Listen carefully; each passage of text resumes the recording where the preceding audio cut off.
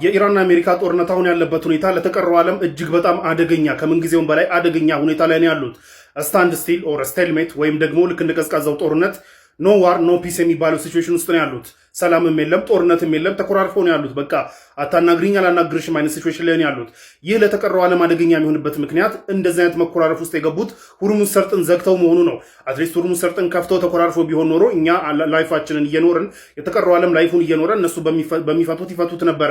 ፕሮብለም ምንድነው? የሚድል ኢስት ሀገራት ነዳጅ በመሸጥ የሚተዳደሩ የሚድል ኢስት ሀገራት እንዲሁም ደግሞ ይህ ነዳጅ ሁርሙዝ ሰርጥ በመዘጋቱ ምክንያት ከባድ ችግር ከባድ ኢኮኖሚ ቀውስ እና ማህበራዊ ቀውስ እያጋጠማቸው ያሉት የአፍሪካ እንዲሁም የኤዥያ ሀገራቶች ከባድ ችግር ውስጥ ወድቋል። ይህ ደግሞ የተቀረው ዓለምም ከአፍሪካና ከኤዥያ ውጭ ላሉትም የነዳጅ ዋጋ እንዲጨምር አድርጓል። ስለዚህ ይህ ጉዳይ በጣም ከባድ ችግር ነው። አትሊስት እየተዋጉ ቢሆን አንደኛው ቤንድ ያደርጋል ብለን ጠብቃለን። ነገር ግን ሁርሙዝን ዘግተው ሁለቱም ሁርሙዝን ዘግተው ጉሮሮአችን ላይ የተቀሩት ዓለም ጉሮሮ ላይ ቆመው መኮራረፋቸው በጣም ከባድ ችግር ነው። በዚህ ምክንያት እንግዲህ በሁለቱም ወገን ያሉት ወዳጅ ሀገራቶች ለሁለቱም ወዳጅ እና ቅርብ የሆኑ ሀገራቶች እንዲሁም ደግሞ አደራዳሪዎች ሁለቱም ላይ አዲስ ፕላን ይዘው መጥተው ሁለቱም ላይ ጫና እያደረጉ ነው። ይህ አዲስ ፕላን ምን ይባላል? ሁርሙዝ ናው ኒውክሌር ሌተር የሚባል አዲስ ፕሮግራም ይዘው መጥተዋል። አሁን ስለ ሁርሙዝ እናውራና ስለ ኒውክሌሩ በኋላ እናውራለን። መጀመሪያ ሁርሙዝ እናስከፍት የሚል ፕላን መጥተዋል። ለዚህም እንደ ምክንያት የቀረበው ባለፉት ጊዜያቶች በተደረጉ በአሜሪካና በኢራን መካከል በተደረጉ ድርድሮች ውስጥ ስምምነት ላይ እንዳይደረስ እንዲሁም እንዳይቀራረቡ ያደረጋቸው የኢራን የኒውክሌር ፕሮግራም ጉዳይ ነው። ስለዚህ እሱን ጉዳይ ጊዜ ወስደን እናወራበታለን። ነገር ግን አሁን ጊዜ የማይሰጠውና ከባድ ችግር እያመጣ ያለው የሁርሙዝ ጉዳይ ነውና ስለዚህ ከጦርነቱ በፊት የነበረውን ስታተስ ኮ አትሊስት እናስጠብቅ የሚል ፕላኖች ቀርበዋል። ከጦርነቱ በፊት ማለት ሁርሙዝ ሰርጥ ተከፍቶ ኢራንም ክፍያ ሳትጠይቅም ሆነ ሳትዘጋ አሜሪካም የዘጋችውን አንስታ ማንም መርከብ በነፃነት እንዲያልፍ የሚያደርገውን ፕሮፖዛል አትሊስት በዚህ ላይ እንስማማ የሚል ጫና መጥቷል ማለት ነው በአደራዳሪዎችና እንዲሁም በወዳጅ ሀገራቶች ናው ምንድነው ኢራን ይህንን ተከትሎ እንግዲህ ኦፈር አቅርባለች፣ አዲስ ኦፈር አቅርባለች። ሁርሙዝ ሰርጥ የሚከፈትበትን አዲስ ኦፈር አቅርባለች። ስለ ኒውክሌሩ በኋላ እናወራለን በሚለው ማለት ነው። ይህንን ጉዳይ እንግዲህ የአሜሪካ ዶናልድ ትራምፕም ከራሳቸው ናሽናል ሴኩሪቲ አድቫይዘሮች ጋር ተሰብስበውበት ጉዳዩን እያወሩበት ነበረ። ነገር ግን እስካሁን ድረስ ፋይናል ውሳኔ ላይ አልደረሱም። ትናንትና ከሰኞ ጀምሮ እየተወያዩበት ነበር። ፋይናል ውሳኔ ላይ አልደረሱም። ለሁለት ተከፍለዋል ነው እየተባለ ያለው። አንደኛው ግሩፕ ኖ ይህ አሪፍ ኦፈር ነው፣ ከጦርነቱም ኢዝሊ የምንወጣበት አሪፍ ኦፈር ነው። ስለዚህ ሁርሙዝ ሰርጥ መከፈቱም አንድ በጦርነቱ ወደ መሀል አካባቢ የጦርነቱ ጎል ሆኖ የነበረው አንደኛው እሱ ነውና ሁርሙዝ ሰርጥ ተከፍቶ እኛም በሰላም በኢዚየስት ዌይ በቀላል መንገድ ከጦርነቱ የምንወጣበት አሪፍ አማራጭ ነውና ይህንን ልንጠቀምና ቶሎ ልንፈርም ይገባል የሚል ሀሳቦች ያሉ ሲሆን በሌላ በኩል ደግሞ ኖ ይህንን የምናደርግ ከሆነ በኋላ ስለ ኒውክሌሩ ስናወራ ሌቨሬጅ አይኖረንም፣ ኦር ድርድሩ ላይ ጫና ለማድረግ ሌቨሬጅ አይኖረንም። ስለዚህ ይህንን ብሎኬድ አስቀጥለን ለሚመጡት አንድ ወይም 2 ወር አስቀጥለን ኢራን ላይ ከባድ ጫና ማድረስ አለብን የሚል ሀሳብም ያቀረቡ አሉ። ይህ ሁለተኛው ሀሳብ 2 ወር ሁርሙዝ ተዘግቶ የሚቀጥል ከሆነ አስቡት ምን ልንሆን እንደምንችል። ይህ ሁለተኛው ሀሳብ ነው። ዶናልድ ትራምፕ ግን በተለይ ኒውዮርክ ታይምስ ምናምን ይዘውት እንደወጡት ሪፖርት ዶናልድ ትራምፕ ይህንን ኦፈር ላይቀበሉ ይችላሉ፣ አንላይክሊ ነው ይቀበላሉ ተብሎ አይጠበቅም የሚሉ ሪፖርቶች ይዘው ወጥተዋል። ምክንያቱም ዶናልድ ትራምፕ የኢራን ኒውክሌር ዲልን የኢራን ኒውክሌር ፕሮግራም ላይ ሳንስማማ ሌላ ምንም አይነት መስማማት አናደርግም ሲሉ ነበር። በተደጋጋሚ ደግሞ ሲዝቱ የነበሩት ኢራን ኒውክሌር አትይዝም፣ ይህንን እናስጠብቃለን፣ ይህንን እናስከብራለን ሲሉ የነበረው። ስለዚህ ይህንን ኦፈር ይቀበላሉ ወይ አይቀበሉም ወይ የሚለው ነገር እስካሁን ድረስ የታወቀ ነገር የለም። ነገር ግን ዶናልድ ትራምፕ ብዙ ጊዜ እንደዚህ አይነት ነገራቶችን በአንድ ቀን ተወያይተው ውሳኔ ይሰጥበት የነበረው ነገር አሁን 2 ቀን እስካሁን ድረስ ምንም አይነት ፋይናል ውሳኔ አለመሰጠቱ ራሱ ነገራቶች ገና የሚታዩ መሆኑን ነው የሚያሳየው።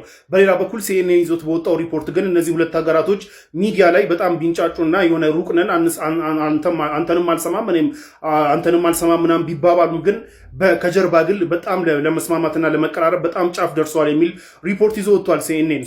ይህንን ፍሬምወርክ አትሊስት የሚፈራረሙ ከሆነና ሁርሙዝ ሰርጥ ተከፍቶ የቀረው የኒውክሌር ፕሮግራም ሌተር ሌላ ጊዜ የሚወያዩበት ከሆነ ይህ ትልቅ እፎይታ ነው። ስለዚህ በዚህ ኦፈር የሚስማሙ ከሆነ ኢን ዘ ካሚንግ ዴይስ ባይ ዘ ዌይ ፊት ለፊት ተገናኝቶ አይወያዩ እንጂ በአደራዳሪዎች መካከል ሌት ተቀን እየተሰራ ነው ያለው። ድርድሩ ኢንቴንሲቭሊ ቀጥሏል። በመሀል ላይ አደራዳሪዎች ሆነው ኢንቴንሲቭሊ መልእክት መለዋወጦች ቀጥለዋል። ስለዚህ እስካሁን ድረስ እረፍት የለም። በተለይ ፓኪስታን አደራዳሪዋ ፓኪስታን ራሷ በዚህ ሁርሙዝ መዘጋት ከባድ ችግር የደረሰባት ሀገር አንዷ እሷ ነች። ሰው እንዲፈታ ከሚፈልጉት ውስጥ አንዷ እሷ ነች እና ምንም እረፍት የለም። መልእክቶች የተለዋወጡ ነው ያሉት።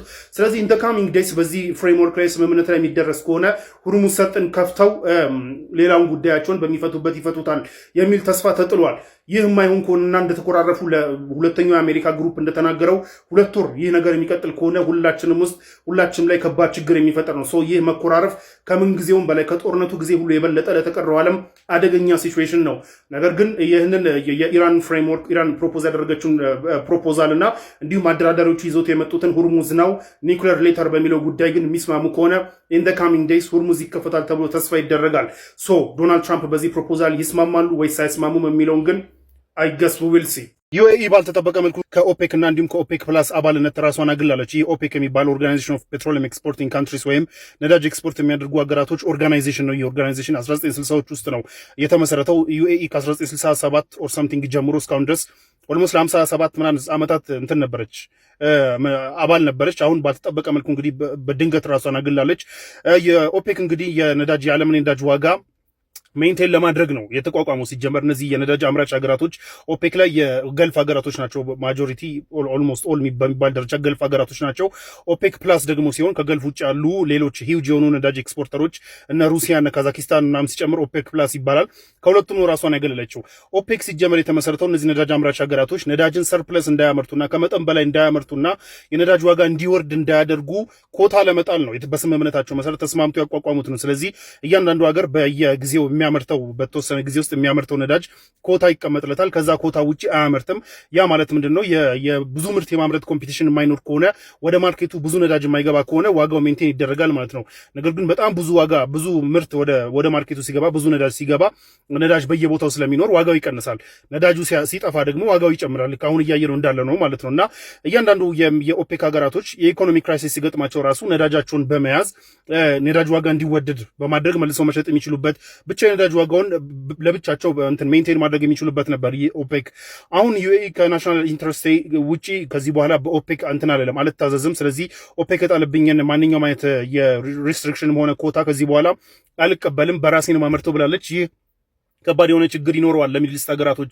ነዳጅ ላይ ዲፔንደንት የሆኑ ሀገራቶች ኢኮኖሚያቸው በጀታቸውን ራሱ የሚወስኑት ካልኩሌት አድርጉ የሚወስኑት በተሰጣቸው ኦፔክ ጋር በተስማሙበት ኮታ መሰረት፣ በዚህ ኮታ መሰረት ይህን ያህል ነዳጅ ስለሚሸጥ ብለው በጀታቸውን እንትን ያደርጋሉ። አሁን ግን ዩኤኢ ከዚህ ኮታ ወጣ እንግዲህ ራሷ እንደ ልቧ ነዳጅ ማምረት የምትቀጥል ከሆነ ኢዘር እነዚህ ሀገራቶች ኮምፒት ለማድረግ እንግዲህ ብዙ ሊያመርቱ ነው። ብዙ የሚያመርቱ ከሆነ ደግሞ የነዳጅ ዋጋ ፕለንጅ ነው የሚያደርገው፣ በጣም ተተኩሶ ነው የሚወርደውና ከቁጥጥር ውጭ ይሆናል። አሁን የኦፔክ እስከዛ ድረስ ይዞት የነበረው ሜንቴን አድርጎት የነበረው ኦርደር ዩኤኢ የምትባል ዋይልድ ካርድ ስለገባችበት ከዚህ በኋላ አልታዘዝም በእናንተ ማለቷን ተከትሎ የነዳጅ ዋጋ እንግዲህ በጣም እንትን ነው የሚሆነው፣ ላይክ መወጫበሩ አይቀርም ከዚህ በኋላ ማለት ነው። ለማንኛውም ይህንን ተከትሎ እንግዲህ የአረብ ሀገራቶችና የኦፔክ ሜምበር ሀገሮች በተለይ የገልፍ ሀገራቶች በዚህ ጉዳይ ያላቸው ሪያክሽን እስካሁን ድረስ አልታወቀም። ነገር ግን ዩኤኢን ለመቅጣትም ሆነ ወደ ኦፔክ እንድትመለስ ጫናዎች ሊያደርጉ ይችላሉ ተብሎ ይጠበቃል። ኢኮኖሚክ የሚሆን ምንም አይነት ጫናዎች ያደርጋሉ ተብሎ ይጠበቃል። ምክንያቱም ይህ ለእነሱ ኢኮኖሚ በጣም ትልቅ ችግር ነው። ለማንኛውም የኢራን ውጊያ የሚያመጣቸው ግሎባል ኦርደሮችን ሺፍት የማድረግ ነገራቶች እንዳሉ ሲነገር ነበረ። ከዛ ውስጥ አንዱ እንግዲህ የኦፔክ መፈራረስ ከወዲሁ እየታየ ይመስላል። በተለይ ኢማራትን ተከትሎ ሌሎች ሀገራቶችም ከኦፔክ የሚወጡ ከሆነ በጣም ችግር ይፈጠራል ማለት ነው። ሰው አይገስ ዊልስ